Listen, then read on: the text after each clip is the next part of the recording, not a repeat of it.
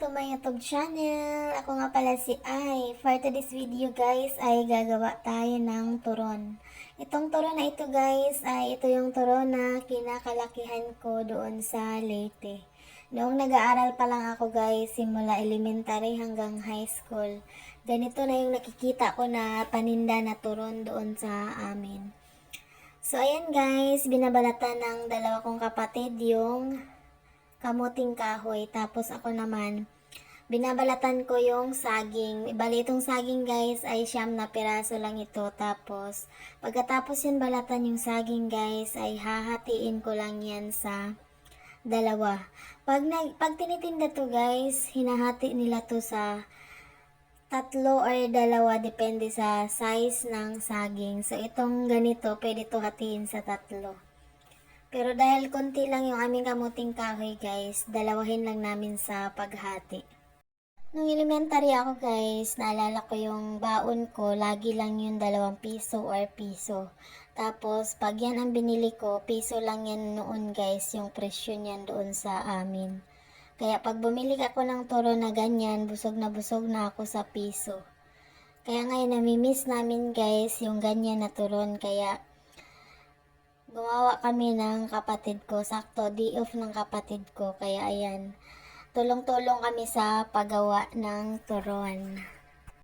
So ayan na po, ready na yung ating saging. At habang binalatan ko yan guys, kinakayod naman ng kapatid ko yung kamuting kahoy. Kinakayod or kinukuskus, basta binabanggod niya guys yung kamuting kahoy dyan sa bangguran. So ayan palang bangguran na yan guys, gawa yan ni mama. DIY lang yan guys.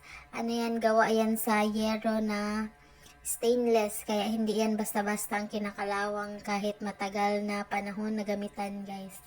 Matibay na matibay yan. So ayun guys, okay na yung ating kamuting kahoy. Pagkatapos naman na bangguron ay pipigaan na namin yung kamuting kahoy guys. Yung proseso niyan guys, yung pagpiga, depende lang yan sa'yo. Kung pipigaan mo o hindi. Kami guys, for the takot ang mga person na baka malason kasi nakita namin yan dati sa Bohol, maraming nalalason sa kamuting kahoy. Pero natsyempohan lang naman siguro yun, oy. Kasi bakit pag diba, pag isasaing lang yung kamuting kahoy, hindi naman nalalason. So yun guys, pagkatapos pigaan, syempre mamumuo yung ating kamuting kahoy, kaya kailangan pag-iwa-hiwalayin natin yan. So ngayon guys, magbabalot na tayo ng ating turon. Iko-coat na natin yung ating kinayod na kamuting kahoy dito sa ating saging. Sa pagko-coat guys, kailangan lang yan tansyahin na hindi ganun kakapal para pag iprito siya, mabilis siya maluto. So diskarte na lang guys kung paano siya balutin. Pwede siyang palaparin muna sa plato, pwede ring palaparin muna sa kamay mo. Pero mas gusto ko guys yung sa kamay pinapalapad kasi pag sa plato, pag kinuha mo siya, nadudurog.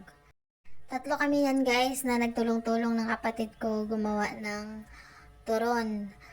Akala namin mabilis lang matapos guys, kaso 70% maritisan, 30% gumagawa. Kaya ayan, natatagalan ang mga person. Maritis pa more, mga sis.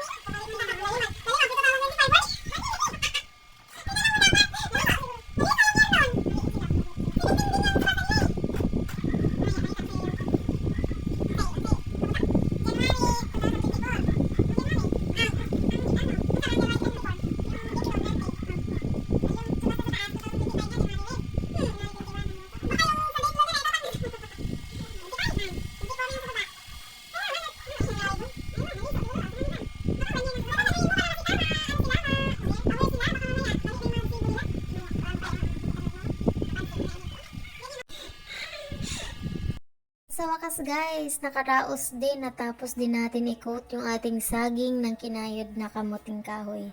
At ang gawin naman natin ngayon guys ay piprituhin na natin yung ating turon.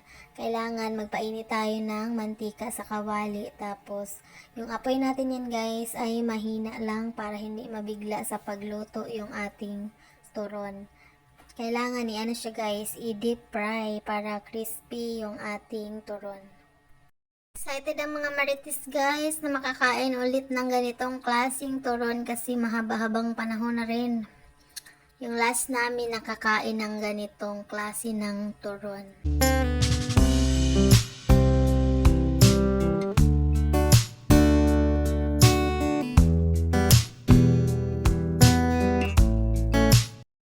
At ayan na guys, pag nakuha na natin yung gusto nating crispiness ng ating turon ay ilulublob na natin yan dyan sa ating puting asukal. Depende sa iyo guys kung gaano kadami yung asukal na gusto mong dumikit dyan sa ating turon.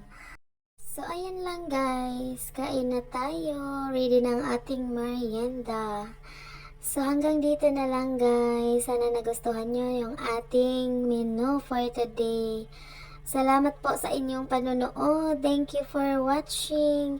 See you on my next upload guys. At sa mga bago pa lang, huwag pong kalimutang i-subscribe at pindutin ang notification bell para updated kayo sa aking mga susunod pang video. Thank you. Bye.